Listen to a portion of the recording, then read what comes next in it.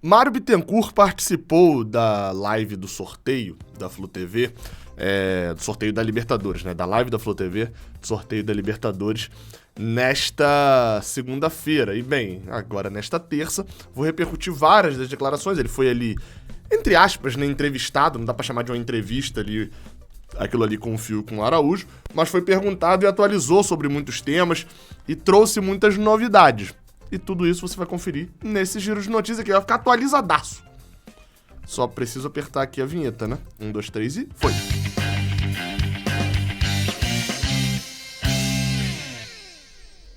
Seja bem-vindo, você guerreiro de todo o Brasil, de todo mundo. Aqui é o canal Raiz Tricolor. Eu sou o Gabriel Amaral, eu sou jornalista por formação e sou tricolor de coração. Deixe seu like aqui embaixo, se inscreva aqui no canal e vamos falar sobre essas declarações. Eu fiz um resumão, tá? Vale você ir lá ver a live. A live ele tem pouco mais de 1 hora, né? Cerca de 1h30 mais ou menos. E vale você ir lá dar uma olhada em todas as coisas que foram citadas, enfim, tudo que foi dito pelo Mário Bittencourt, até mesmo para que você critique, não critique pela como é que eu posso falar aqui? Critique pela crítica só. Você tem a crítica embasada, vendo lá, de repente, uma besteira, né? Que possa ter falado o Mário Bittencourt. Mas vamos lá que eu vou pegar alguns principais pontos ali que chamaram a minha atenção e que valem a pena você ver. Beleza? Você saber, aliás. Para começar, Mário confirmou uma informação que eu já tinha trazido aqui, que sobre o número ali entre cerca de 7 contratações, né? Ele confirma ali as contratações, vou até ler aqui o trechinho. Estamos aí para fazer mais 2 contratações e finalizar, essa é a tendência, já contratamos Pineda, Felipe Melo, William Bigode, confirmou essas 3 contratações, só uma tinha sido anunciada, né? Caminhando para a contratação do Cristiano, vou falar já de Cristiano, e temos uma proposta na mesa para Ricardo Goulart e David Duarte. David Duarte já é para apresentação, já está confirmado já também, né? A informação que a gente tem. Fazendo mais 1 ou 2 contratações, entendemos que a gente fechou. Não pensamos em goleiro nesse momento, que a pergunta, o assunto ali era até sobre contratação ou não de goleiro. O Fluminense, repetindo, só vai pensar em goleiro se Muriel sair, e ao que parece isso não deve acontecer. Falando especificamente sobre David Duarte, é engraçado que ele diz que temos uma proposta, e depois ele fala bem assim, sobre David Duarte, deve chegar em janeiro. É um jogador que a gente monitorou bastante tempo, foi eleito um dos melhores zagueiros da Série B de 2021. Quando tentamos no meio do ano, o Goiás já queria um valor absurdo, né, uma quantia alta, que ele diz, para comprar o jogador. A gente entendeu que os zagueiros que a gente tinha não eram interessantes naquele momento. E o Goiás foi muito claro conosco, que ou vendia ou deixava o contrato acabar. Quando ele diz meio do ano, ele tá falando ali março, abril, né? É porque era início da temporada. O argumento era esse, que pra eles era melhor subir da Série B com o zagueiro. Assim que estava acabando a Série B, o jogador assinou um pré-contrato conosco que chegará em janeiro de 2022, ou seja, também está confirmado David Duarte. Bem, além do caso de David Duarte, ele também falou sobre Cristiano. Mário Bittencourt falou o seguinte: a gente fez uma proposta de compra pro Sheriff, uma compra parcelada. Tem chances dele chegar antes do Natal e Ano Novo, ou seja, ele já tá falando de data que vai chegar, então já fechou com o Cristiano. Mas ele bota, estamos ainda em negociações. Todos os movimentos que fazemos não estamos explodindo o orçamento. Há uma notícia do GE dizendo que vai aumentar cerca de 20% na folha salarial para 2022. Estamos aumentando o investimento no time pelo aumento de receita que tivemos com a ida à Libertadores no ano passado. E também com essa agora. Esse com essa agora aí me preocupou um pouco. Porque se o Fluminense monta o time do ano seguinte com base no desempenho do ano anterior, eu acho ok. Por quê? Há uma previsão de dinheiro que já está em caixa, por exemplo, né? O Fluminense conseguiu arrecadar mais do que esperava com a Libertadores em 2021. Esse dinheiro ali que vai sobejar, sobra um pouco, é o que dá capilaridade, olha os termos aí, né? Capilaridade para o Fluminense investir mais em 2022, por exemplo. Mas aí ele coloca que esse dinheiro da Libertadores 2022 também já tá meio que na conta. Mas ok, né? Lembrando que o Fluminense só tem garantido da Libertadores, não saiu notícia ainda sobre o orçamento 2022, mas o Fluminense só tem de garantido para 2022 de Libertadores $500 mil. que é a cota da segunda fase da Libertadores. Para ele chegar, ele pode até prever de que vai chegar na fase de grupos, mas não é uma segurança tão grande, né? Enfim, pode acontecer de ser eliminado. Aí ele continua aqui. Há ainda espaço aberto com jogadores que saem em fim de contrato, né? E falando em jogadores que saem em fim de contrato, ele falou sobre Bobadilla. Ele disse o seguinte: Bobadilla, a gente vai colocar uma proposta na mesa ainda para avaliação. Ele foi emprestado por um valor muito pequeno, mas com a compra alta. Que me assustou um pouco, ou seja, meio que confirma aquela informação que eu ouvi da boca dele mesmo e que eu tô em dúvida. Porque se ele diz que o valor foi pequeno para emprestar, e a gente pagou 500 mil reais para emprestar, e ele diz que a compra é alta, e o valor é de 800 mil para poder comprar, pô, 500 mil para emprestar é baixo, 800 mil para comprar é alto, essa informação não bate. Então, provavelmente, aquela informação que eu venho dando de 800 mil dólares para comprar deve ser verdade. Enfim, né? Ele completa aqui: um novo empréstimo é uma possibilidade. Estamos sob avaliação da comissão técnica, ou seja, tá nas mãos de Abel Braga. Abel quis, o Fluminense tenta um novo empréstimo de Raul Bobadilla. Sendo bem sincero, tá? Com as opções que a gente tem no elenco, vamos dizer que Germancano não vem, a gente tá trazendo só o William Bigode, que é um jogador que pode jogar por dentro, mas pode jogar pelas pontas também. Eu faria um mínimo esforço, eu não faria muito esforço não, mas faria um esforcinho pra manter Bobadilla, tá? Fred, Bobadilla e John Kennedy. Enfim. Além de William Bigode, é claro. A gente tem aqui também outros assuntos, né? Como, por exemplo, Rodinei, contratação de Rodinei. Ele diz que o Rodinei foi um pedido de Abel Braga, que, enfim, Abel Braga acha um jogador interessante, e o Fluminense tentou por empréstimo. Enfim, o Fluminense tentaria vir por empréstimo, o Fluminense ficar ali com um pedaço do jogador e o Flamengo ficar com outro, enfim. Só que o que o Flamengo quer, o Fluminense não quer, né? Não tem condições de comprar um jogador desse pelo valor que o Flamengo quer. Ele bota aqui: não que ele não valha, mas a gente tá com outras negociações. Fizemos proposta pro Flamengo e não caminhou. Eles querem vender e a gente não tem capacidade nesse sentido. Na frente pode ser que caminho. Nesse momento as negociações estão encerradas. Outro assunto que Mário Bittencourt falou que tentou o Ademir, do América Mineiro. Foi a mesma situação de David Duarte. A gente foi atrás... Ele não diz isso, né? Agora sim as palavras de Mário Bittencourt.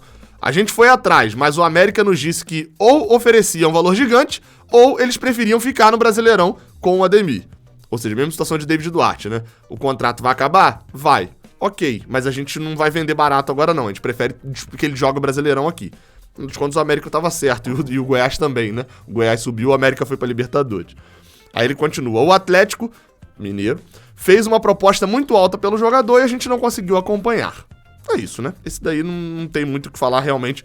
Competir com o Atlético Mineiro, Flamengo e Palmeiras, a gente sabe que não é a nossa realidade financeira.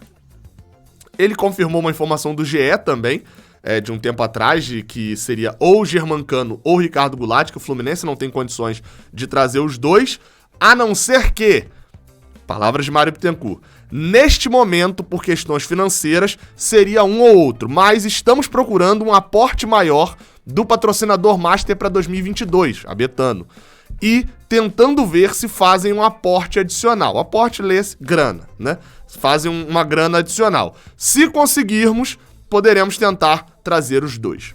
É isso. Tá tentando um dinheiro extra da Betano para com isso conseguir trazer tanto o Germancano quanto o Ricardo Goulart. Mas a proposta que o Fluminense mandou é para um ou o outro. Reunião, por sinal, por Cano, ele falou que tem uma proposta e que tem uma reunião nesta terça-feira para definir se segue ou não a negociação. Ou seja, reunião que vai decidir se segue ou não na negociação com o Germancano. Para fechar essa parte de contratações e falar até de uma outra parte que é muito importante também, a gente fala sobre o William Bigode. Vou botar aí na tela um trechinho da despedida de William Bigode no Palmeiras, ainda com mais pompas e destaque do que a despedida, talvez não, né, mas parcialmente com mais pompas e destaque do que a despedida de Felipe Melo, e a gente ouve e repara o detalhe do que o William Bigode falou, tá? O Fluminense ouvi isso do próprio Mário, né, um desejo muito grande do clube, por muito tempo, isso é verdade, né? Sempre que tinha alguma oportunidade de transferência, meu empresário sempre citou o interesse, esse desejo do Fluminense. E agora foi o momento certo da gente estar escolhendo esse grande clube. Tem uma paixão aí grande do seu torcedor, onde que as referências de todos esses profissionais que lá hoje se encontram também, as referências são de muito positivas pelo projeto, pela ambição que o clube tem de conquistas. Então isso também está no meu DNA, isso está no meu sangue, isso está nos meus olhos, estão brilhando isso. E então eu tenho certeza que eu fiz uma escolha certa juntamente com a minha família. Estou muito feliz, muito motivado e ansioso para esse grande desafio e por tudo que nós vamos viver nesse novo tempo lá. Ou seja, não sei se você percebeu, mas ele já falou como jogador do Fluminense. O William Bigode deve chegar nessa terça no Rio de Janeiro, se não é informação do Mário Bittencourt, né? Deve chegar nessa terça no Rio de Janeiro e já fazer exames físicos, apresentar ali a assinatura e ser anunciado nas redes sociais do Fluminense. Então se prepare que nessa terça vai ter provavelmente a apresentação de William Bigode. Ele ainda confirmou que o Pineda, que é um dos que já tá fechado, só deve ser lá pra frente. Porque no caso dele, ele tá lá no Equador e ele... Aliás, não foi informação do Mário Bittencourt, eu tô confundindo. Isso foi informação do Felipe Siqueira, do GE. O Pineda só deve ser apresentado mesmo no Fluminense ali após o Natal, entre o Natal e o Ano Novo, porque aí é quando ele vem pro Brasil pra ficar em definitivo, porque ele tá no Equador, obviamente também passando férias, se despedindo da galera de lá. Outra informação importantíssima sobre Marcelo. Bem, o jogador foi também alvo da fala de Mário Bittencourt e alvo das perguntas. Fala de Mário Bittencourt. Marcelo não tem interesse em voltar pro Brasil antes de terminar o contrato com o Real Madrid, junho do ano que vem. Ou seja, vamos falar que agora a partir de junho do ano que vem. A tendência é que ele ainda veja uma possibilidade de permanecer na Europa. Venho conversando sempre com os representantes, já faz tempo, inclusive. Em nenhum momento ele disse que voltaria no início do ano de 2022. Ele sabe que quando quiser voltar ao Brasil, temos o interesse de recebê-lo de volta. Mas, por enquanto, é tudo muito embrionário.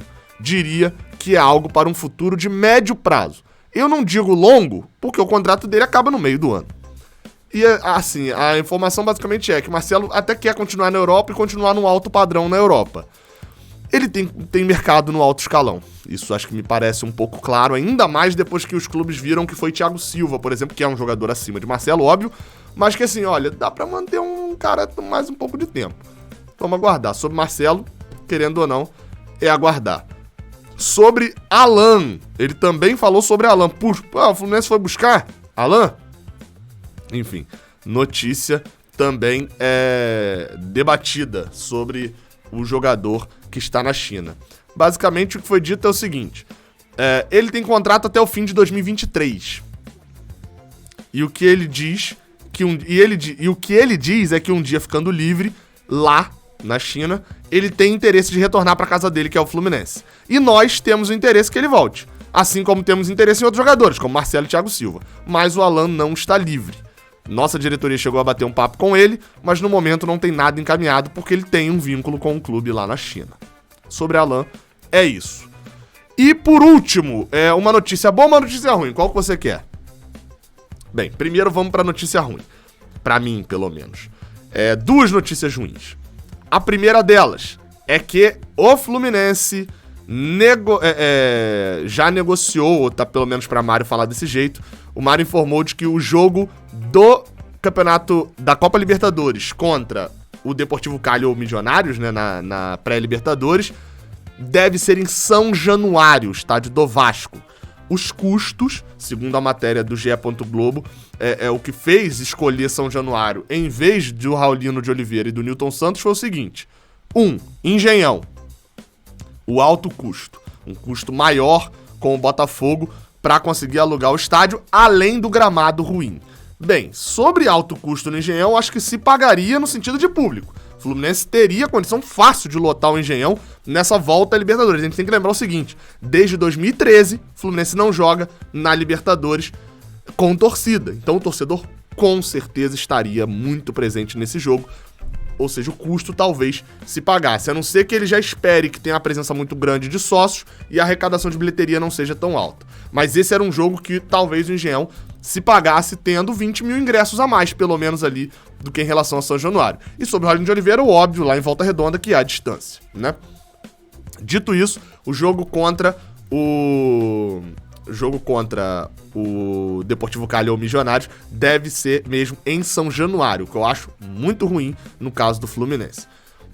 O jogo da terceira fase, se a gente avançar, deve ser o segundo jogo em casa. Então a expectativa é que o Maracanã já esteja liberado. Esse jogo deve ser por volta do dia 15 de março ali, mais ou menos nessa data. O que faria com que fosse possível, de repente, utilizar o Maracanã, já que a previsão de liberação do Maracanã é para o meado de março. Então pode ser que seja possível. E outra notícia, segundo o Mário Bittencourt, o Fla-Flu do Campeonato Carioca da quarta rodada, ali no dia 2 de fevereiro, deve ser realizado no Mané Garrincha, lembrando, tá sem o Maracanã, o Flamengo, que é o mandante no Clássico, tem que lembrar que no Campeonato Carioca funciona o seguinte, você é mandante no Clássico, se o time que terminou mais bem ranqueado no Carioca do ano passado é o mandante no Clássico nesse Carioca, ou seja, o Flamengo foi o campeão, ele é o mandante nos 3 clássicos, o Fluminense foi o vice-campeão, então ele é mandante contra Botafogo e contra o Vasco, e aí entre Botafogo e Vasco, quem ficou na frente manda o clássico e quem ficou por último ali dos 4 grandes não tem o mando de nenhum clássico.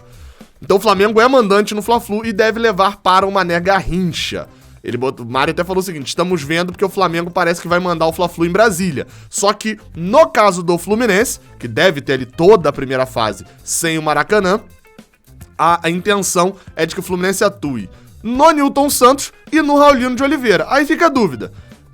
Não foi o Mário que falou a questão dos valores, tá? Isso é uma apuração do GE. Globo. Fica a dúvida, se São Januário foi escolhido por causa do valor, né, pra jogar a Libertadores, por que o Engenhão, provavelmente vazio no Campeonato Carioca, vai ser o estádio escolhido pro Carioca? Isso tem que ser melhor explicado, tem que ser melhor avaliado ali do porquê o Fluminense fechou com São Januário.